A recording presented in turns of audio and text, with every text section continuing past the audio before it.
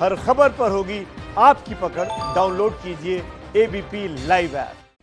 नमस्कार, मैं हूं विकास भदौरिया। एबीपी न्यूज में आपका स्वागत है। देश की राजधानी में कोरोना के विस्फोट की बात कर लेते हैं। देश की राजधानी दिल्ली में कोरोना वायरस ने एक बार फिर से रफ्तार पकड़ ली है और हर रोज 5000 से ज्यादा नए केस सामने आ रहे हैं। इस बीच कोरोना को लेकर दिल्ली से सटे यूपी में अधिकारियों के कान खड़े हो गए हैं। दिल्ली यूपी बॉर्डर पर रैंडम जांच शुरू कर दी गई है, यानी दिल्ली से नोएडा या गाजियाबाद आने वालों की जांच की जा रही है। कोशिश इस बात की है कि दिल्ली के कंटेनमेंट जोन से आने वाले लोगों को जांच कर यह सुनिश्चित किया जाए कि वो वायरस तो संक्रमित नहीं है, वायरस से संक्रमित तो नहीं है, वो वायरस तो कैरी नहीं कर रहे हैं। कोरोना के बढ़ते मामलों को लेकर सियासत भी शुरू हो गई है। दिल्ली सरकार के स्वास्थ्य मंत्री सत्येंद्र जैन ने भी कहा है कि दिल्ली में कोरोना केस बाहरी लोगों की वजह से बढ़ रहे हैं। ये देखिए, इस समय की जो तस्वीरें आपके सामने आ रही हैं, कोरोना से जुड़े हुए रैंडम टेस्ट बॉर्डर पर किए जा रहे हैं। नोएडा प्रशासन के निर्देश पर कोरोना का रैंडम टेस्ट भी किया जा रहा है और बीजेपी ने भी इस पूरे मामले पर सत्येंद्र कुमार के उस बयान पर कि बाहरी लोगों की वजह से दिल्ली में कोरोना के मामले बढ़े हैं, उस पर सीधे केजरीवाल सरकार को घेरते हुए स्वास्थ्य मंत्री सत्येंद्र जैन का इस्तीफा मांग लिया है। लेकिन तमाम दिक्कतों के बावजूद एक अच्छी खबर यह आई है कि भारत बायोटेक ने दावा किया है कि अगले साल उनकी वैक्सीन आ जाएगी जो नाक के जरिए दी जाएगी। और देखिए, 2 बूंद नाक में डालने पर ही ये वैक्सीन कारगर होगी, इसके लिए इंजेक्शन की जरूरत नहीं होगी। इससे एक फायदा ये होगा कि जो मेडिकल कचरा है वो कम निकलेगा, सिरिंज की जरूरत नहीं पड़ेगी, सस्ती भी कोरोना वैक्सीन पड़ेगी। तो भारत बायोटेक ने ये एक बड़ी खुशखबरी दी है। तो इस वक्त की जो 4 तस्वीरें आप देख रहे हैं, दिल्ली में दिल्ली नोएडा के बीच कोरोना की रैंडम टेस्टिंग हो रही है। बीजेपी ने, खासतौर पर मनोज तिवारी ने दिल्ली के सत्येंद्र जैन, मुख्यमंत्री सत्येंद्र जैन का, दिल्ली के स्वास्थ्य मंत्री सत्येंद्र जैन का इस्तीफा मांगा है। दिल्ली में कोरोना की रफ्तार हम आपको दिखा रहे हैं। पिछले 24 घंटे में 6396 नए मामले सामने आए हैं और देखिए, 90 लोगों की पिछले 24 घंटे में मौत भी हुई है। अब तक कुल मामले 4,95,598। अब तक दिल्ली में ये कुल मामले सामने आ चुके हैं। तकरीबन 5 लाख के आसपास मामले हैं। पिछले 24 घंटे में ठीक हुए मरीज 4421, यानी कि 4421 मरीज पिछले 24 घंटे में ठीक हुए हैं, जबकि 6000 से ज्यादा मरीज पिछले 24 घंटे में आए हैं। अब तक कुल ठीक हुए मरीजों की तादाद 4,45,782 है, यानी कि जो मरीज अभी तक ठीक हुए हैं वो कुल तादाद के से कुछ ही कम हैं। अब तक कुल मौतें जो हुई हैं वो 7,812 मौतें अब तक हो चुकी हैं। कोरोना काल में एक्टिव मामले इस वक्त दिल्ली में 39,990 हैं, यानी कि 40,000 लोग अभी फिलहाल कोरोना से संक्रमित हैं। पिछले 24 घंटे में जो टेस्ट हुए उनकी तादाद हम आपको बता रहे हैं, 49,031 टेस्ट पिछले 24 घंटे में हुए हैं। अब तक कुल मिला के 55,28,422 लोगों के टेस्ट हो चुके हैं, जिसमें तकरीबन 5 लाख के आसपास मरीज सामने आए हैं। तो हम आपको बता रहे हैं कोरोना में किस तरह से, दिल्ली में किस तरह से कोरोना का विस्फोट हुआ है। पिछले अगर 15 दिन के मामलों पर नजर डालें तो हर रोज तकरीबन 5000 से ज्यादा मामले सामने आ रहे हैं। 90 से ज्यादा लोगों की मौत पिछले 3 दिनों में हुई है, यानी कि 2 दिन पहले तक 99 लोगों की मौत हुई थी और आज पिछले 24 घंटे के दौरान 90 लोगों की फिर से मौत हुई है। दिल्ली में पिछले 24 घंटे के मामले 6396 हैं, जबकि लगातार दूसरे दिन 24 घंटे में 90 से ज्यादा लोगों की मौत हुई है। अब तक 4,95,000 से ज्यादा दिल्ली में मामले सामने आ चुके हैं। देखिए, इस पर सियासत कब शुरू हुई? इस पर सियासत तब शुरू हुई जब स्वास्थ्य मंत्री ने कहा कि दिल्ली में कोरोना की तीसरी लहर का पीक आ चुका है, अब मामले कम होना शुरू हो जाएंगे। लेकिन उसके ठीक 2 घंटे बाद ही दिल्ली के मुख्यमंत्री अरविंद केजरीवाल ने प्रेस कॉन्फ्रेंस करके कहा कि अब एक और लॉकडाउन का वक्त आ गया, इसके लिए बाकायदा केंद्र सरकार को प्रस्ताव भेज दिया गया है और कोरोना के मामले आगे बढ़ सकते हैं। इस मामले पर सियासत शुरू हो गई। बीजेपी ने घेरना शुरू किया स्वास्थ्य मंत्री को कि एक तरफ आप कह रहे हैं कि मामले कम होने जा रहे हैं और दूसरी तरफ आप कह रहे हैं कि लॉकडाउन कर दिया जाए। और देखिए, इस वक्त जो तस्वीरें आ रही हैं ये दिल्ली यूपी बॉर्डर की हैं, जहां पर रैंडम टेस्टिंग हो रही है, क्योंकि यूपी सरकार नहीं चाहती कि किसी भी तरह से यूपी में दिल्ली के कंटेनमेंट जोन से संक्रमित व्यक्ति नोएडा में या दिल्ली उत्तर प्रदेश में प्रवेश करे। आपको रिपोर्ट दिखाते हैं मौके की।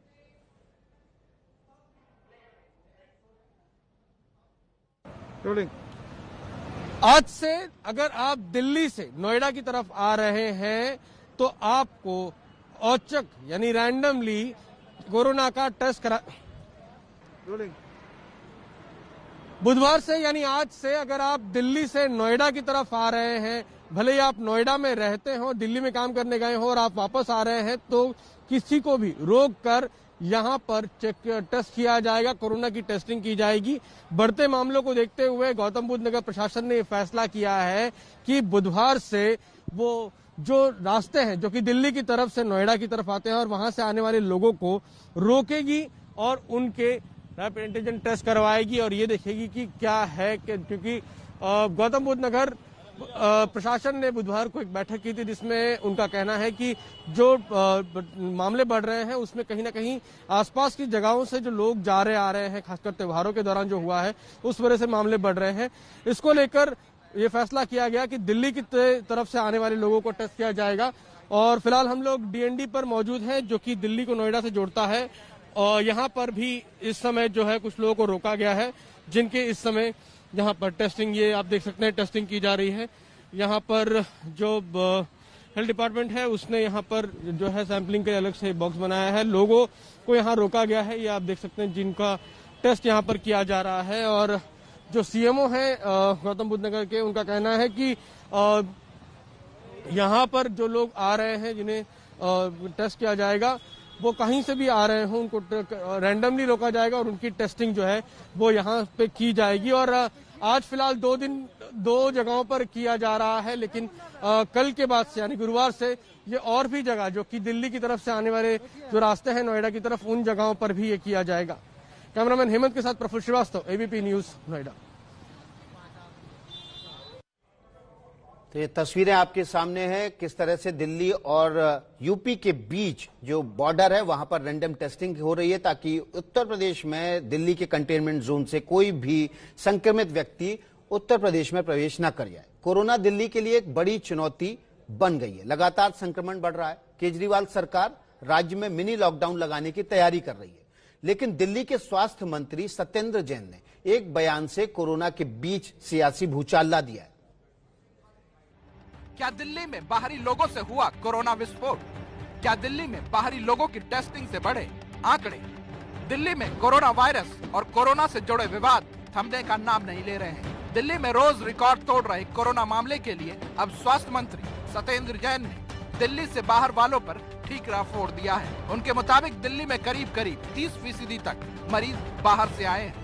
लोग तो अपना एड्रेस बाहर का ही लिखवाते हैं। बहुत सारे लोग ऐसे हैं जो दिल्ली के रिश्तेदार का या जानकार का एड्रेस लिखवा देते हैं। तो बहुत बड़ी संख्या ऐसे लोगों की भी हैं जो दिल्ली में ही नाम लिखवाते हैं। मैं खुद बता रहा हूँ, मेरे रिलेटिव बड़ौत में रहते हैं, चलो बता देता हूँ, उनका टेस्ट नहीं होता वहाँ पे, उन्होंने दिल्ली का एड्रेस देके दिल्ली में टेस्ट कराए। देखिए जो बाहर से आ रहे हैं ज़्यादातर सीरियस पेशेंट आ रहे हैं और काफ़ी बड़ी संख्या है उसकी। तो कोई डाटा अगर बता पाएं? लगभग 25-30% लोग हैं।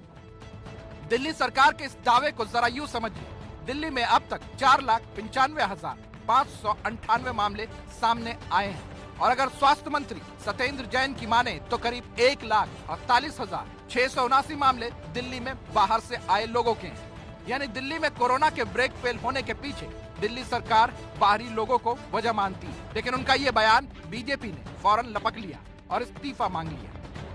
देखिए, मुझे बड़ा हंसी आ रहा है कि आम आदमी पार्टी की सरकार दिल्ली में लगभग 6 साल पूरा करने के बाद आगे बढ़ चुकी है, क्योंकि 49 दिन का अलग था। इतने अनुभव के बाद भी ये जो बच्चों वाली बहानेबाजियां कर रही है ना, वो हास्यास्पद भी है, दुखद भी है। यही समय सही है कि आप इस्तीफा दे दो, छोड़ दो, बोल दो कि नहीं नहीं, हमको जब दिल्ली में ना कोई आदमी नहीं रहेगा तब हम दिल्ली चला सकते हैं। लानत है ऐसी सोच पे। जब इनके एक पक्ष का, यानी सरकार का एक पक्ष है कि 3rd पीक का खत्म हो गया, स्वास्थ्य मंत्री ने कहा, और वहीं पे अरविंद केजरीवाल जी कह रहे हैं कि हम इसको अब लॉकडाउन लगाने की सिफारिश करो, और सिफारिश कर चुके हैं। क्या कर रहे हो भैया तुम लोग? अमित शाह जी आए, सब कुछ मीटिंग लिए, सब एजेंसियों को सतर्क कर रहे हैं। तो जब सब कुछ अमित शाह जी को ही करना है तो प्रभु बैठे क्यों हो तुम लोग? आज आम आदमी पार्टी के लोग दिल्ली में, यानी जनता के स्वास्थ्य से जुड़ा मुद्दा दिल्ली में विफलता की वजह तलाशने और उस पर सियासत करने में उलझ गई। ऐसे में सियासत से दूर असल मुद्दा समझना जरूरी है। इसके लिए हमने एम्स के डायरेक्टर डॉक्टर रणदीप गुलेरिया से बात की। उनके मुताबिक दिल्ली में फिलहाल तीसरा कोरोना पीक खत्म हुआ है या नहीं, ये त्योहार के बाद ही पता चलेगा। यह भी कहना मुश्किल है। अगले कुछ दिन में ये पता चलेगा कि अगर केसेस कंसिस्टेंटली कम रहे तो हम ये कह सकते हैं कि पीक गुजर गया, लेकिन इसको कहने के लिए हमें अगले हफ्ते 10 दिन में ये केसेस जो हैं कम होने चाहिए। यानी एम्स के डायरेक्टर के मुताबिक दिल्ली सरकार के स्वास्थ्य मंत्री का ये दावा करना जल्दीबाजी होगा कि दिल्ली से कोरोना का तीसरा पीक खत्म हो गया है। यही वजह है कि खुद मुख्यमंत्री केजरीवाल को सामने आकर मिनी लॉकडाउन की बातें करनी पड़ी। और सारी कोशिशों के बावजूद भी अगर किसी बाजार में हम देखते हैं कि सोशल डिस्टेंसिंग और मास्क का पालन नहीं किया जा रहा और वो एरिया एक तरह से लोकल कोरोना हॉटस्पॉट बन सकता है, तो उस वहाँ पे बाजार को कुछ दिनों के लिए एहतियात के तौर पे बंद करने की इजाज़त दिल्ली सरकार को दी जाए।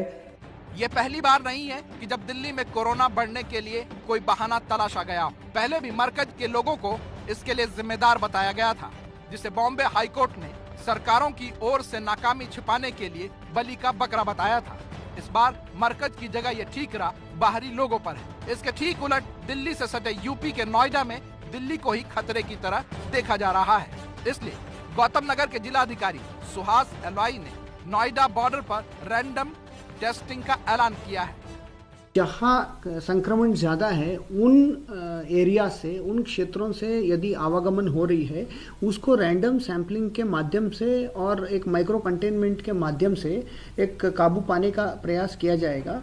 यानी नोएडा बॉर्डर पर उन लोगों पर नजर होगी जिनका दिल्ली नोएडा के बीच आना जाना ज्यादा है। डिलीवरी बॉय, दुकानदार और रिक्शा चालकों पर खास नजर रहेगी। प्रशासन के अधिकारी किसी भी संदिग्ध का कोरोना सैंपल लेकर जांच करेंगे। इसके आधार पर कोरोना रोकथाम पर फैसला लिया जाएगा। साफ है कि दिल्ली एनसीआर के लिए आने वाले दिन कोरोना के लिहाज से आसान नहीं है। जरा सी लापरवाही और ढिलाई बहुत भारी पड़ सकती है, क्योंकि बढ़ती ठंड और त्योहार के मौसम में आंकड़े बढ़ना तय माना जा रहा है। ऐसी हालत में जनता को सियासत नहीं बल्कि स्वास्थ्य सुविधाओं की जरूरत है।